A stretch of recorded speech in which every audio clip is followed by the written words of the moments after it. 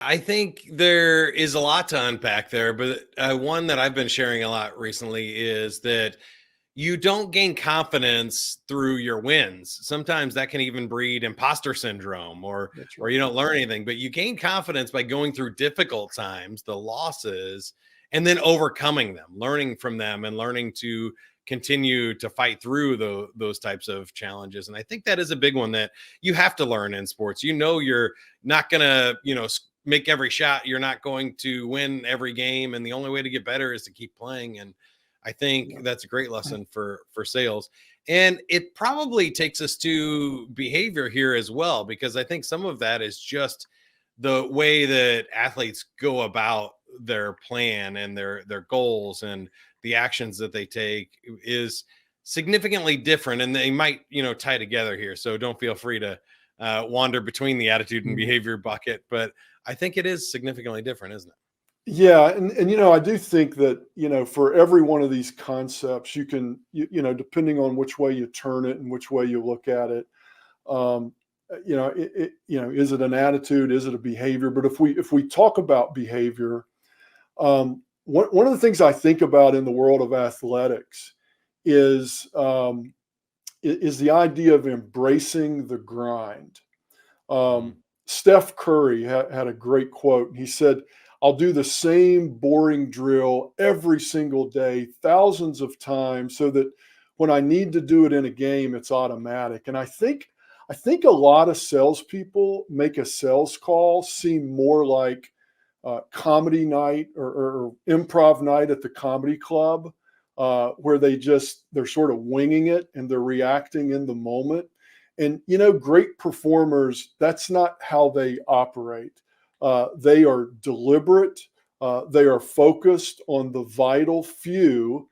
And I've read, Mike, and you may even have seen some of the same data. But depending on who you listen to, folks say that only about a third of the day do salespeople actually engage in selling activities. And I've shared that with clients, and sometimes they think maybe that's a little too high.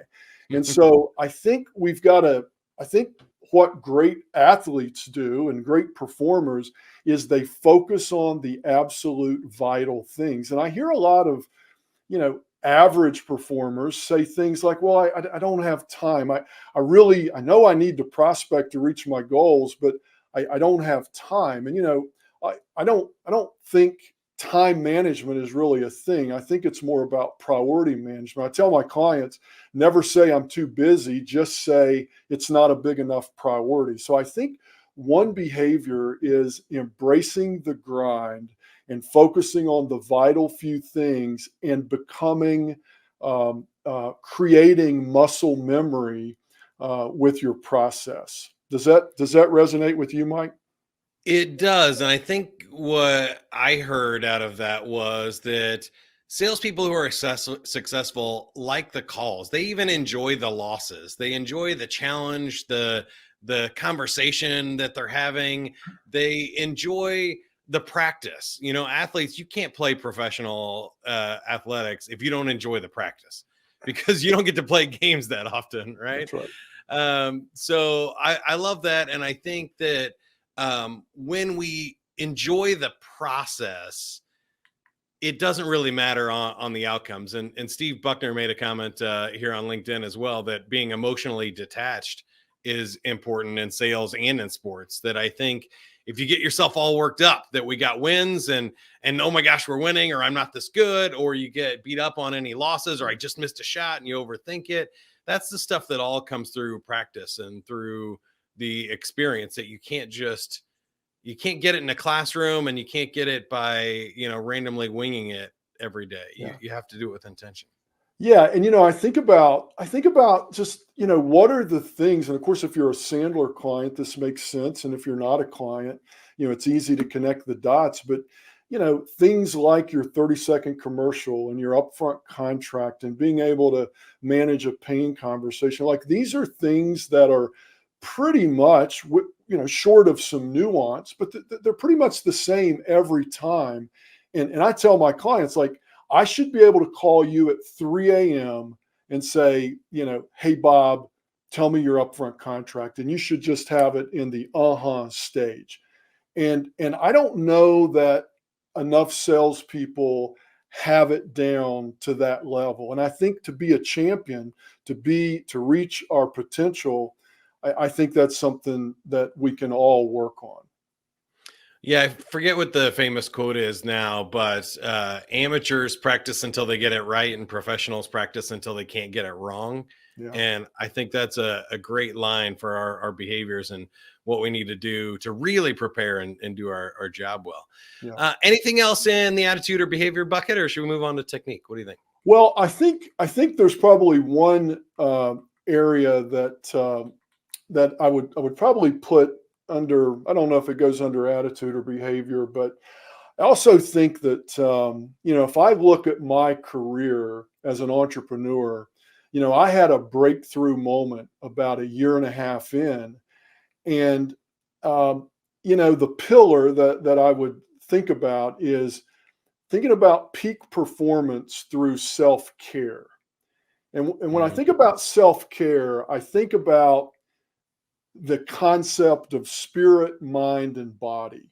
And I think one of the things that maybe is so obvious, it's right in front of us, but we sometimes miss it, is that if I'm going to reach my peak, if I'm going to reach my potential, I've got to understand, I've got to spend time building spirit, mind, and body. So, spirit, I think about what's my mission? What's my why? Am I building cathedrals or breaking rocks at the prison?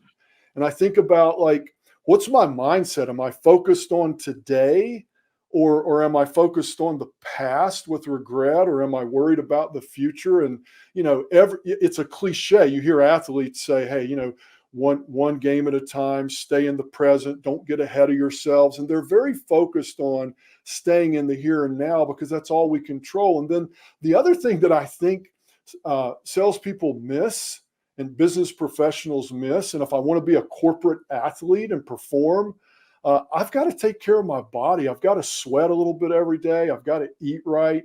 I've got to sleep. I have a client that when we do our coaching calls, the first question I ask him is, have you been getting enough sleep?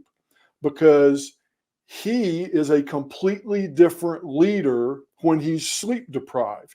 He's Yeah. cranky. He's short. I've got a son who's a Division I baseball player, and one of the things that he reports to his coaches on a regular basis is his sleep patterns. And so I think sometimes these things that athletics are really, really focused on right now, we can bring them into our world so we can show up and be our best every day.